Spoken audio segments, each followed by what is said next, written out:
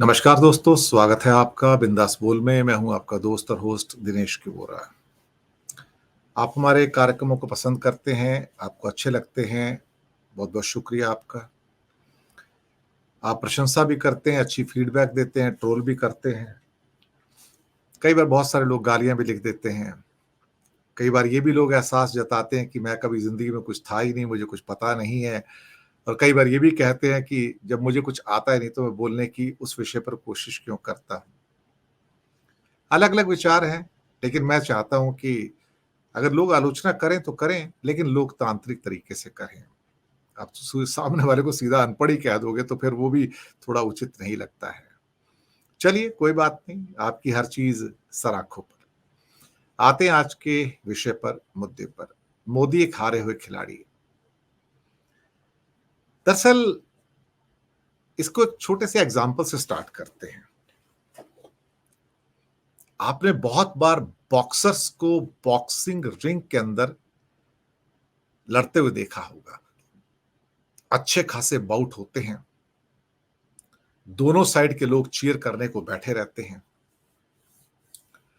लेकिन कभी-कभी जो बहुत स्मार्ट बॉक्सर होता है, वो अपने स्टैमिना को, अपनी मानसिक शक्ति को, शारीरिक शक्ति को, अपनी एजिलिटी को बहुत कंजूसी से खर्च करता है और कोशिश करता है कि कैसे दूसरे व्यक्ति को थका दिया जाए या उसको सीधा ही पंच मार के खत्म कर दिया जाए। अलग-अलग टैक्टिक्स होती हैं, लेकिन अच्छे से अच्छा बॉक्सर अपने अच्छे वक्त में तो ना जाने किस-किस से जीत जाता है और तब उसे एहसास होता है कि मुझे तो कोई हराने वाला है ही नहीं इस बाउट के अंदर। जो सामने आता है उसको मैं एक पंच मारता हूं और सीधा धराशायी कर देता हूं। सामने वाला उठ के कुछ कहने की कोशिश करता है, करने की कोशिश करता है, मेरा दूसरा पंच आता है और वो फ्लोर हो जाता है, लोग तालियां बजाते हैं। और तब उसे एहसास होता है कि मैं तो ब्रह्म गुरु बन गया हूं, बॉक्सिंग का ब्रह्मांड का स्वामी बन गया हूं, मेरे सामने भला कौन हो सकता है। पर एक दिन ऐसा आता है कि वो बॉक्सर थोड़ा-सा बूढ़ा हो जाता है। थोड़ा नहीं, काफ़ी बूढ़ा हो जाता है बॉक्सिंग के हिसाब से। पर उसे इस बात का एहसास होता है कि मैं तो चैंपियन था, मैं चैंपियन हूँ और चैंपियन रहूँगा। किसी में हिम्मत नहीं जो मुझे आज भी गिरा दे। लेकिन फिर एक सामने खिलाड़ी आता है, एक और बॉक्सर आता है जो उसकी उम्र से ज़्यादा जवान है, ज़्यादा स्टैमिना है, ज़्यादा ताकत है, ज़्यादा मानसिक शक्ति है, ज़्यादा शारीरिक शक्ति है और वो चतुर भी है। हो सकता है पहले शायद अपनी रॉ शक्ति को उतने ढंग से उपयोग ना कर पाता हो, लेकिन अब वो चतुर है और चतुर होके अब वो आराम से अपनी एनर्जी को कंजर्व भी करता है और उस बूढ़े होते हुए बॉक्सर को या सीनियर बॉक्सर को धीरे-धीरे डिप्लोमैटिकली, टैक्टिकली डील करता है उसको और छोटी-छोटी चीज़ों के अंदर उसको परास्त करता है। अब ये जवान बॉक्सर क्या करता है, ये उसको थकाता है पहले। तो थकना शुरू होता है, वो पहले बहुत ट्राई करता है, वही पुराने तरीके से जाऊँगा, 4 पंच मारूँगा और बस फ्लोर कर दूँगा और मैं जीत के निकल आऊँगा। लेकिन सामने वाला अब चतुर है, पंच आता है, वो गर्दन हिलाता है, पंच निकल जाता है। उधर से आता है, गर्दन हिलाता है, वो निकल जाता है। तो बूढ़े बॉक्सर को लगता है कि ये आदमी मेरे काबू में क्यों नहीं आ रहा है? मैं तो वही हूँ जो पहले था, मैं थोड़ी बदला हूँ। लेकिन सामने वाला बदल गया। सामने वाला बदल गया, अब उसको पंच बचाना आ गया और बीच में जहां मौका पड़ा एक पंच मारना भी आ गया। अब इस बात की परिकल्पना इसने नहीं की थी कि वो पंच तो बचा गया, लेकिन ऐसा हो सकता है कि मेरे ऊपर पंच मार देगा। यही होता है। ये बूढ़ा बॉक्सर जो है वो नरेंद्र मोदी है और जो यंग बॉक्सर है वो राहुल गांधी है। अब बूढ़ा बॉक्सर टक टक टक सब आजू बाजू से जा रहा है, कोई निशाना लगता नहीं। तो तब वो बौखलाता है, छल्लाता है, मानसिक रूप से थकना शुरू होता है, शारीरिक रूप से और ज्यादा थकता है, सांसें चढ़ती हैं और गुस्से में फिर वो भिन्नाता है कि मुझे बोलने नहीं दिया जा रहा है। अब दिक्कत है उसके साथ में, अब जिंदगी उसका साथ नहीं दे रही है। कहते हैं जिंदगी में एक होता है चढ़ता सूरज और एक होता है उतरता सूरज। आप समझ गए मैं किसकी कहानी कह रहा हूं। चढ़ते हुए सूरज को सब सलाम करते हैं और उतरते हुए सूरज को देखने के लिए लोग समुद्र तट पर जाते तो मूंगफली खाते हैं और कहते हैं वो डूबा डूबा डूबा डूबा, चलो एंजॉय करते हैं। डूबते सूरज पे कोई रोता नहीं है। अब डूबते सूरज को, मोदी को अब इस बात का दुख है कि मेरे ऊपर कोई रोने को तैयार क्यों नहीं है।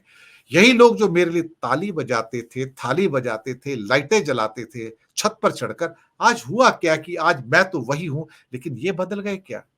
नहीं, ना मोदी बदला, ना जनता बदली। बदला तो वक्त बदल गया। वक्त की फिजा बदल गई, मौसम का मिजाज बदल गया, मोदी जी का मौसम बिगड़ गया। बस इतना ही हुआ। कभी तो अपनी स्पीच देते देते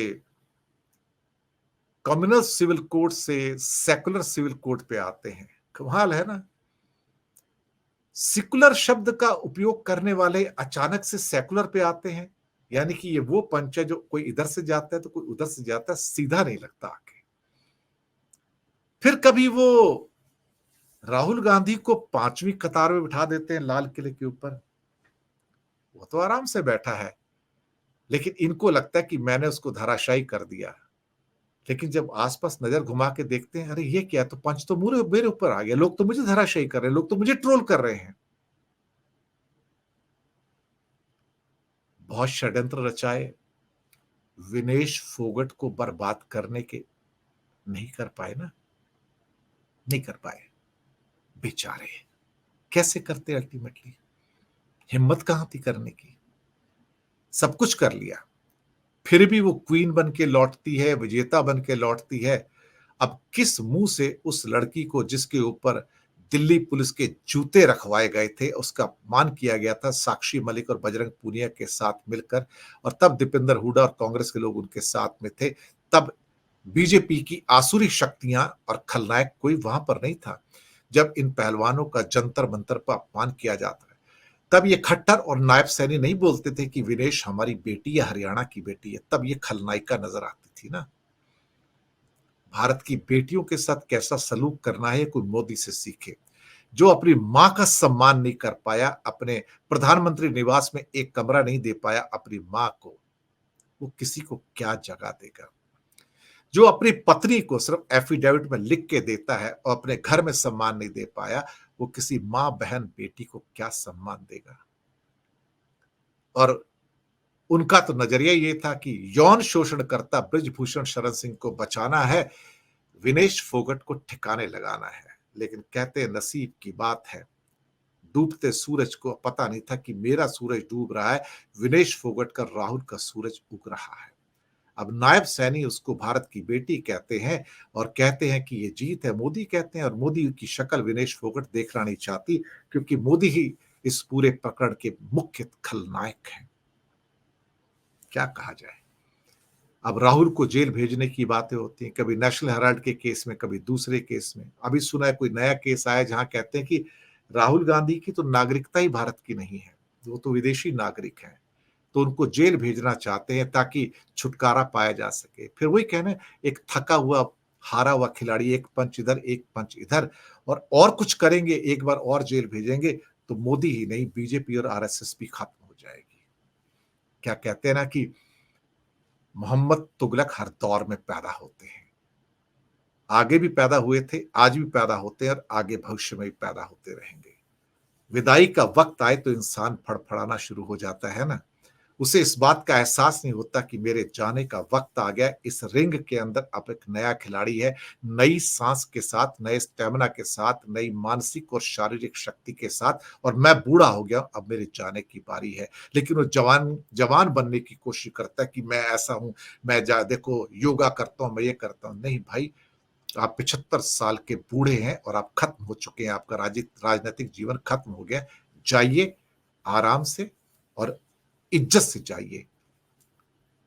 जनता धक्का मार के निकाले, उससे पहले चले जाइए। विदाई का वक्त नजदीक है। आप 5 साल भारत के प्रधानमंत्री नहीं रहेंगे। नहीं रहेंगे। एक थका हुआ खिलाड़ी बहुत लंबे समय तक रिंग के अंदर जीवित नहीं रहता है। एक पंच पड़ा तो आप धराशायी हो जाएंगे और रिंग से बाहर होंगे। बस उस पंच का इंतजार है। धन्यवाद आप सब।